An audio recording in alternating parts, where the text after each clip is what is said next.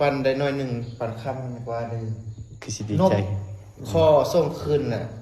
บ่เอาหยังเอาแต่ชีวิต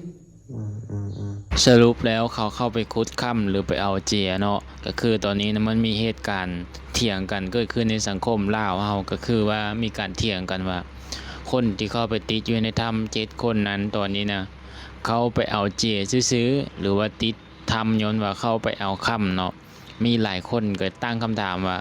คือให้สัมภาษณ์บ่คือกันเนาะบางคนให้สัมภาษณ์ว่า